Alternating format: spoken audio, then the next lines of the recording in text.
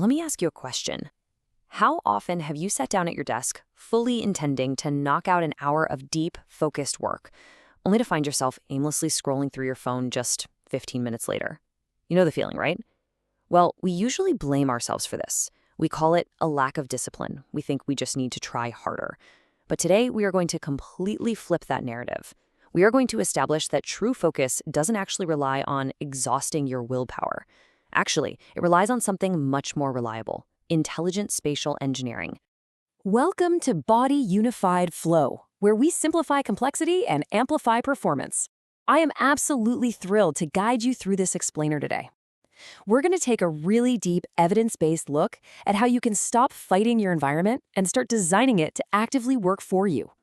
We are bridging the gap between high-level environmental psychology and the nitty-gritty of daily habit formation.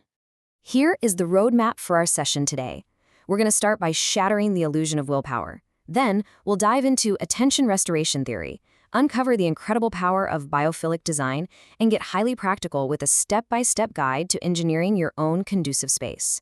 We'll wrap it all up with a quick summary and our references. So what are you actually going to walk away with? By the end of the session, you'll understand how to leverage environmental choice architecture, so you're not just constantly fighting off distractions. You'll know exactly how to apply attention restoration theory to physically recharge your brain, and you'll learn how to integrate biophilic design to actively generate cognitive health. Finally, you will have a clear blueprint to build a friction-optimized space. Think of it like this: we are moving you away from a draining willpower battery and stepping right into a proactive environmental charging station.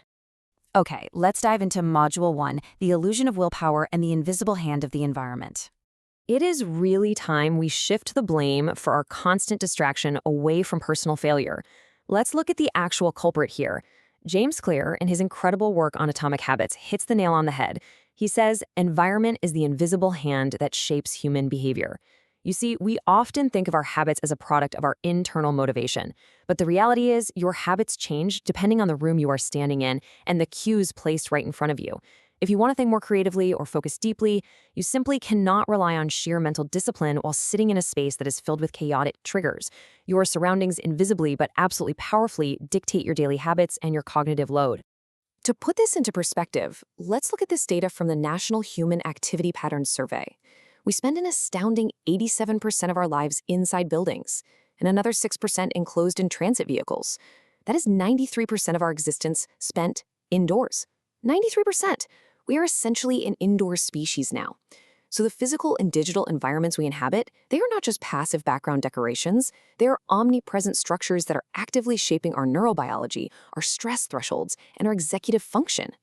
And that brings us to a really foundational concept: choice architecture.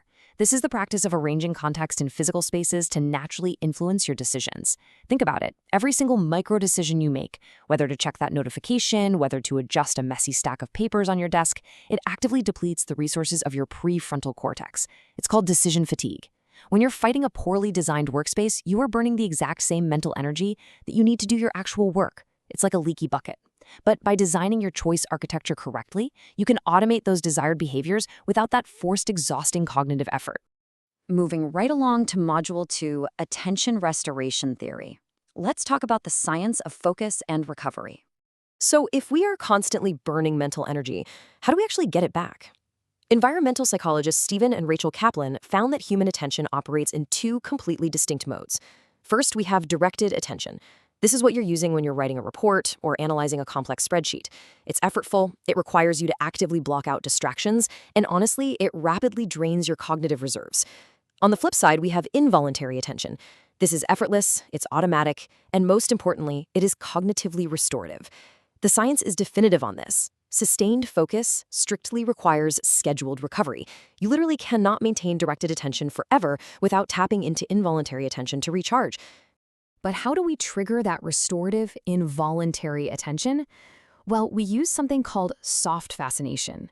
This is the effortless engagement of your attention by gentle, natural stimuli. Think about watching leaves rustle in the wind, or a cloud slowly drifting by.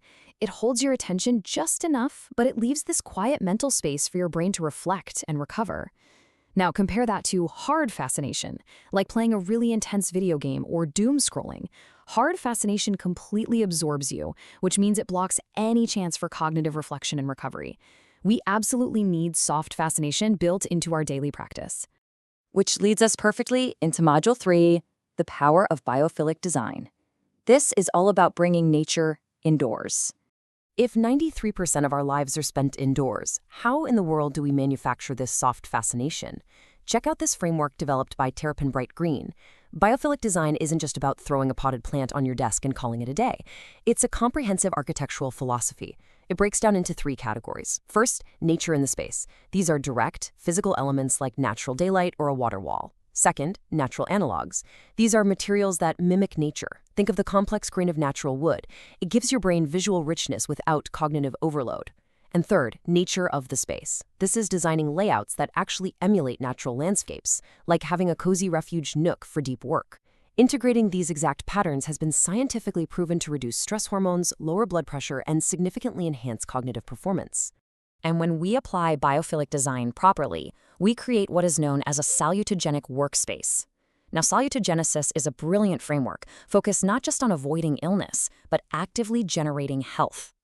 Sociologist Aaron Antonovsky taught us that a space must provide a sense of coherence. What does that mean? Well, it must have comprehensibility, meaning the layout is orderly and predictable, not a visual mess. It must have manageability, giving you the autonomy to actually control your lighting or your temperature. And it must have meaningfulness, giving you a sense of identity and purpose in that specific space. A workspace shouldn't just avoid making you tired. It should actively generate motivation and psychological coherence. Let's get to the fun part. Module 4, engineering your conducive space. Let's look at the practical steps to pull this off. So we've covered the high-level psychological theory. Now let's roll up our sleeves and apply these principles practically so you can construct your own biological sanctuary right now. The absolute first step is implementing the one space, one use protocol. There is this hidden neurological danger called context contamination. Look, if you use the exact same desk to do deep work, eat your lunch, and scroll through social media, your brain gets incredibly confused. It literally doesn't know which habit pathway to trigger when you sit down. To fix this, you must dedicate a specific desk, or hey, even just a specific chair, exclusively for deep work. Remove every single non-work trigger from your visual field. When you enforce this strictly, sitting at that desk automatically activates the neural pathways for concentration. Focus comes naturally when your circumstances are predictable. Next up, we need to optimize your sensory environment to drastically reduce cognitive load. Let's talk about lighting and acoustics. Your circadian rhythm heavily dictates your ability to focus. In the morning, you want bright, cool lights, somewhere around 5,000 to 6,500 Kelvin. This signals alertness directly to your nervous system. By the afternoon, you want to transition to a more balanced daylight, and in the evening, absolutely switch to warm, dim light to prepare your brain for rest. As for acoustics, sudden noises will instantly break your directed attention. Utilizing around 45 decibels of pink noise or a dedicated sound masking system creates this invisible acoustic blanket that blocks distractions without causing any sensory overload. And we can perfect this setup by understanding how to manipulate friction. The magic number here is 20. According to the fog behavior model, adding just 20 seconds of environmental friction to a bad habit can cut its occurrence by nearly 50%. So if you want to stop checking your phone while working, don't rely on your willpower. Put it in another room or put it inside a timed lockbox. That physical barrier, just that 20 seconds of extra friction, is very often enough to completely disrupt the automatic craving. And it works the other way too.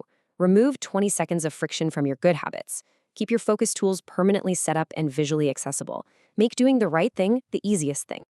To make this super actionable for you, here is a 30-day workspace optimization roadmap.